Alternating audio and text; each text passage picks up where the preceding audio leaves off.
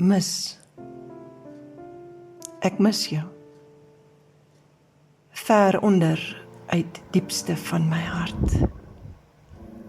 Kom die kermkreet, dorre, dooie greep wat krampagtig hartsnare trek. Waar is jy dan?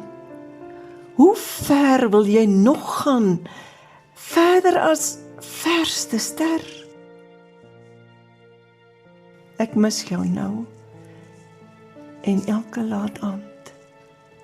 Met elke oggendstond kom jou gesig weer met veeg van wind. Jou haarlokke van een kind. Geskryf deur Teerlag, gelees deur Margaret.